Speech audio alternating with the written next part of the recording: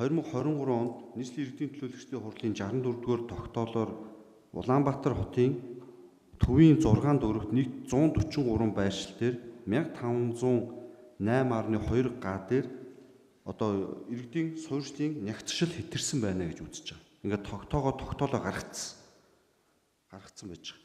За энэ дээр юу гэж хэлж ийнэ вөхөр одоо нягтршил өндөр бүс гэж 460 хүн нэг га дээр 460-аас их хүн сууршихыг хэлээд байгаа.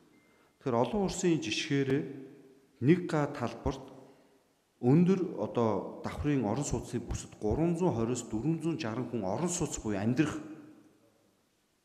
байх нь хэвэн. Үүнээс хэтэрх юм бол энийг өндөр нөхцөлчлөлттэй буюу өнөөдөр бидний маш олон манай төлөөлөгч нарын хилээд байгаа нөгөө зогсоол байхгүй, сургууль цэцэрлэгийн хүртээмж байхгүй.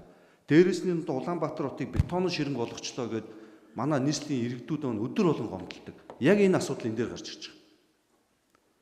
Одоо зүгээр нэг л жишээ татахад Баянзүрх дүүргийн 43 дугаар хороо гээд эс аутлетийн хойдлын хэсгээр бүр нэг га дээр 1172 хүн суурьшиж шít.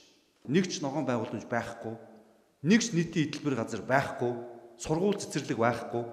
Өнөөдөр Улаанбаатар хотын иргэд биднээсээс өдөр болгон бетонын ширэнг болгочлоо. Улаанбаатар хотод ч сургууль цэцэрлэг хүн 50 байх энэ нийтийн хөтөлбөр газар ногоон талбай парк байхгүй нэгэд биднээсээ шаардж байгаа шүү дээ. Тэгэхэд бид нар өнөөдөр зарим газараа хууль зөрчөөд зөвшөөрөл аваагүй байгаа компаниудад дахиад зөвшөөрөл өгнө гэдэг ингээ яриа сууж идэг. Чи болохгүй шүү дээ.